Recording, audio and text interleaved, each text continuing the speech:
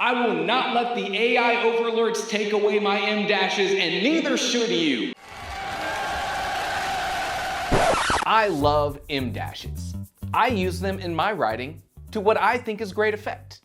And you're probably well aware that in the past year or two, M dashes became a telltale sign of AI writing.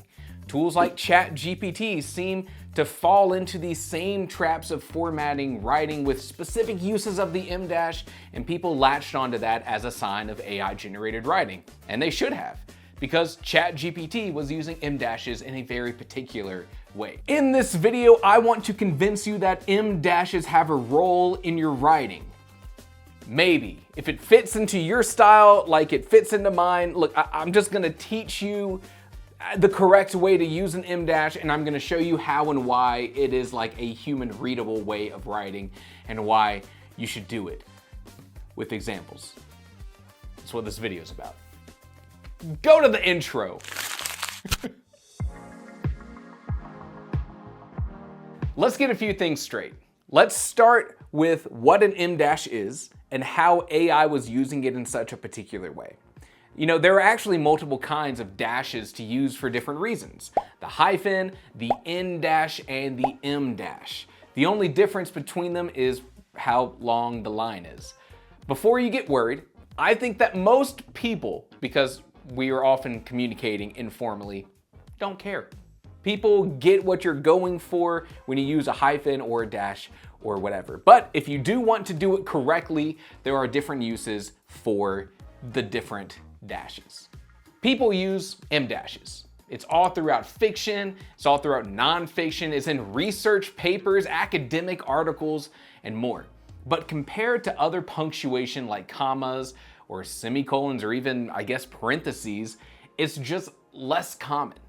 And AI is trained on data. And for some reason, ChatGPT really latched on to that M dash, which is ironic because the M dash is often used by writers because it is a grammatically correct format to mimic the incorrect way that people speak. The M dash allows for interrupting thoughts, asides, examples, and lists that humans use because our brains meander around topics. But ChatGPT really likes them, and really likes to use them in one specific way. It loves to complete a thought and then use an M dash to tack on some sort of affirmation or positive twist like this. It's not just a piece of punctuation, it's a movement. And there's other examples, but now I'd rather convince you how and why to use the M dash yourself, and we might as well go over the other dashes as well. Even though they're not as cool as the M dash, in my opinion. Okay, let's start with the differences between them, just very briefly. The hyphen is the shortest of the dashes. That's the one on your keyboard by default. The subtraction sign, the minus sign, I guess. The hyphen probably shows up most commonly. It's used for, you guessed it, hyphenated words. Things like 31-year-old YouTuber, self-employed, second rate. These are two independent words being combined together for a specific meaning. And when in doubt if a word is hyphenated or not, just Google it. The hyphen is also used for ranges of things, usually like numbers, like dates, like Carson's corporate career 2018 to 2024. But you also see it used in fiction if there's a character that speaks with a stutter. Stephen King alert! Stephen King is out there in every single freaking book throwing something like this in. That's the hyphen and its most common use cases in fiction. Let's go over to the N dash. It's a little bit longer. Now the short answer is that the N dash and the hyphen have a lot of overlap. There are technical rules. For example, if you're going to hyphenate two proper nouns, like capitalized words, you should use an N dash instead of a hyphen. No one cares about that, but otherwise, it's also used for ranges of numbers. There's other uses for things, like if there's like missing letters in a word, you would use an N dash or multiple N dashes to signify that, but when are we doing that? Did you hear my chair? It's like a bird. My recommendation is to follow your heart for N dashes versus hyphens in most cases. I personally would use a hyphen when I'm making that decision just because it's right there on my keyboard and I'm writing fast, baby. Okay, now for the meat of this video, the M dash.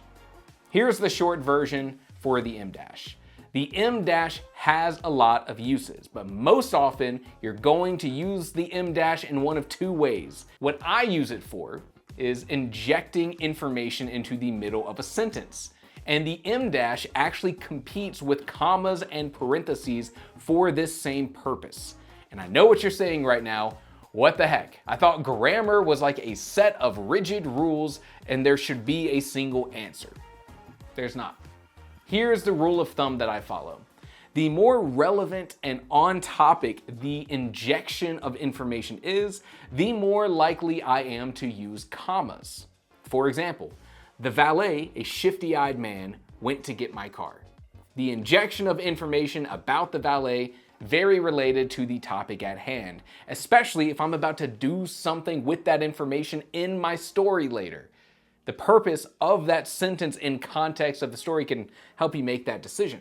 However, the valet, one of a dozen lingering in front of the hotel, went to get my car. Still relevant, still injecting information, but maybe it's less directly so, right? Does that make sense? Also note that there are no spaces around the M dash. There's no additional punctuation attached to this. That's how you format it. Now hold up, let me stop you right there and give you my, this is a dangerous thing to say online, opinion. Because audiences see fewer M dashes than commas, they notice them more. That's the sort of thing that kind of led to this whole AI M dash thing. And because of this, I will go out of my way to cap how often you read an M dash on a page. If there are multiple places where I could use an M dash, I will instead use one instance of an M dash and then use commas in the other instances, even if it breaks that aforementioned rule. I told you that M dashes and commas compete. There's overlap. And because of this, I believe, just my opinion, that the reading experience is more important than those rigid defined rules. You may feel differently. Now, the second most common use of the M dash is when you change direction in the middle of your sentence. And this is an attempt to write more how we naturally sort of speak. Oftentimes people get off track. For example, the valet wouldn't steal my, well, I guess he could. An interrupting thought, cutting off the original sentence. This can be used in dialogue or in narration, depending on how much of the character's voice is present in that narration. And I say that because this is meant to make your writing sound more like how we speak. Imperfect. It's human to have poor grammar when you're just communicating with people. Now, there are other less common uses for the M dash, but they all kind of follow this sort of formula.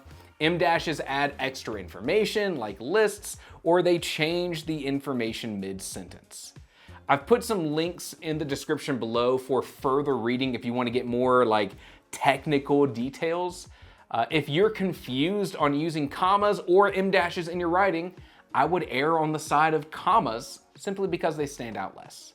It is less likely that a reader will notice and trip up on a comma than an M dash.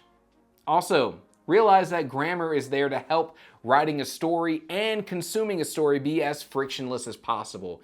But that doesn't mean you cannot make stylistic choices that go against the grammatical rules. This is still an art. You can still break rules, but the important thing is that you break them consistently, intentionally, and in a way that does not negatively impact the reader. You and I, we aren't Cormac McCarthy, and that's okay. We'll follow most of the rules. Shout out my Cormac fans.